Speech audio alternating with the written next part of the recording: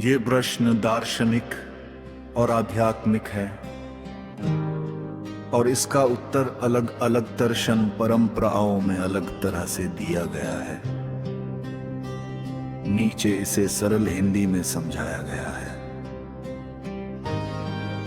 भगवान को किसने बनाया? ईश्वर भगवान। ईश्वर को किसी ने नहीं बनाया। अधिकांश भारतीय दर्शन में भगवान को अजन्मा, अनादि और स्वयंभू माना गया है। अनादि जिनका कोई आरंभ नहीं, अनादि जिनका कोई अंत नहीं, स्वयंभू जो स्वयं से अस्तित्व में है।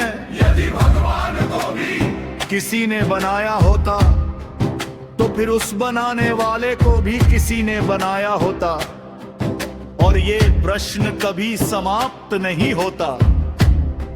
इसलिए दर्शन कहता है कि ईश्वर सृष्टि का प्रथम कारण है पर स्वयं कारण रहित है। ईश्वर सृष्टि का प्रथम कारण है पर स्वयं कारण रहित है।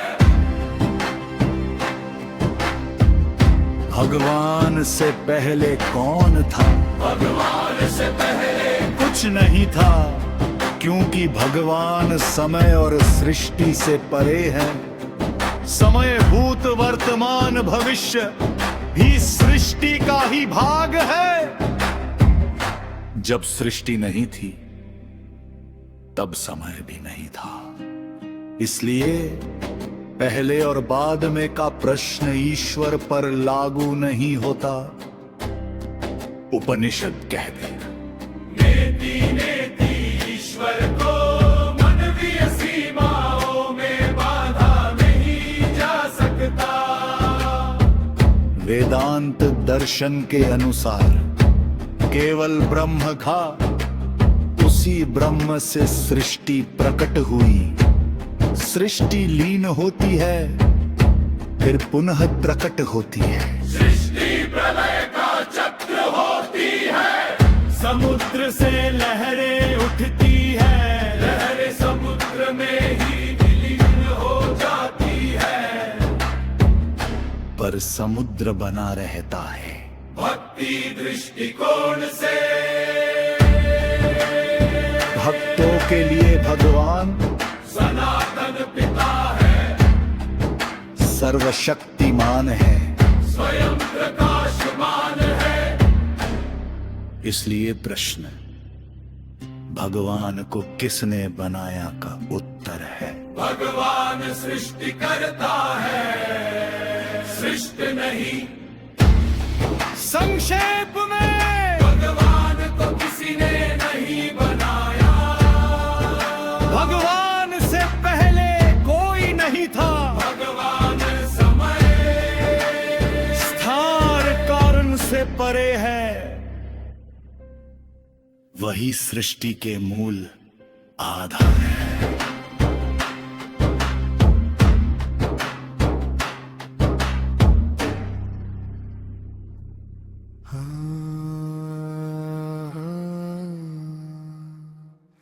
शिव पुराण में भगवान शिव को परम ब्रह्म, सृष्टि के आद्य, अनादि, अनंत और सर्वव्यापक तत्व के रूप में वर्णित किया गया है। वे केवल एक देवता नहीं बल्कि सृष्टि, स्थिति और संहार तीनों के मूल कारण है।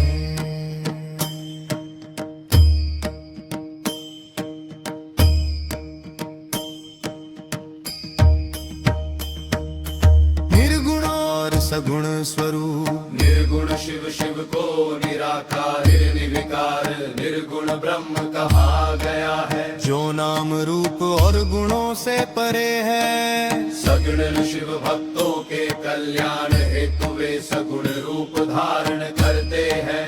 जटाधारी त्रिनेत्रधारी चंद्रशेखर नीलकंठ लिंग स्वरूप कार्तिक। शिव पुराण में शिवलिंग को ब्रह्म का प्रतीक माना गया है। ये सृष्टि की उत्पत्ति और चेतना का सूचक है। लिंग का अर्थ केवल प्रतीकात्मक है जो असीम अंत और अजमा तत्व को दर्शाता है। त्रिदेव में शिव का स्थान। शिव संहारक है पर यह संहार विनाश नहीं बल्कि नव सृजन का मार्ग है। वे अज्ञान अहंकार और अधर्म का नाश करते हैं ताकि धर्म और ज्ञान का उदय हो। पार करुणा और भक्त वत्सलता। शिव को आशुतोष कहा गया है। वे थोड़ी सी भक्ति से शीघ्र प्रसन्न हो जाते हैं। वे दयालु है भेदभाव से परे। देव दानव मानव सभी पर समान करुणा रखते हैं। योग और वैराग्य। शिव योगेश्वर है ध्यान तपस्या और वैराग्य के आदर्श। वे गृहस्थ पार्वती गणेश कार्तिकेय और संन्यास दोनों मार्गों का संतुलन सिखाते हैं। शिव पुराण में शिव को ज्ञान दाता और मोक्ष प्रदाता बताया गया है। शिव भक्ति से जीव को बंधनों से मुक्ति और आत्म साक्षात्कार प्राप्त होता है। निष्कर्ष। शिव पुराण के अनुसार भगवान शिव परम सत्य है जो निर्गुण भी है और सगुण भी। संहारक होकर भी करुणा में योगी होकर भी गृहस्थ। वे मानव को कर्म जाने और मोक्ष की ओर ले जाने वाले परम मार्गदर्शक है।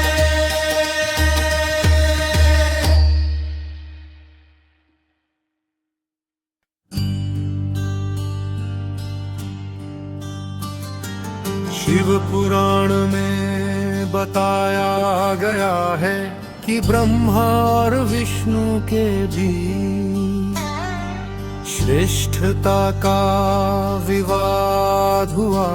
तब शिव अग्नि स्तंभ के रूप में प्रकट हुए।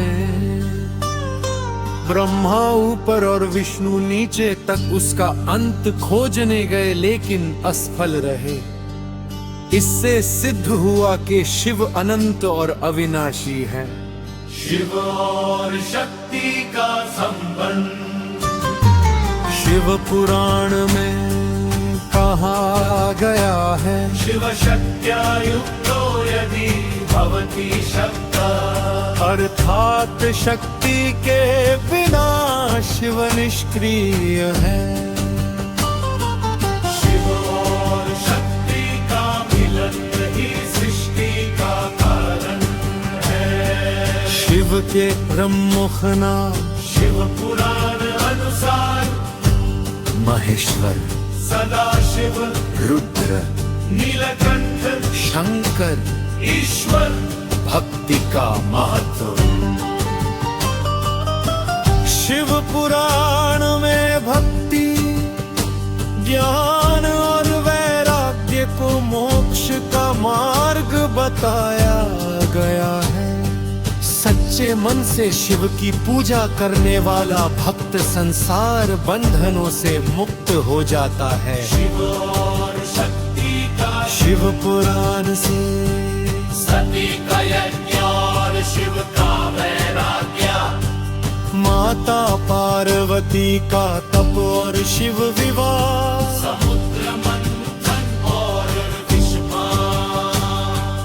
तारकासुर वध और कार्तिकेय का जन्म। गणेश उत्पत्ति की कथा।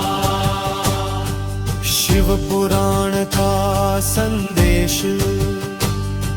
शिव पुराण सिखाता है कि अहंकार का त्याग भक्ति और ध्यान से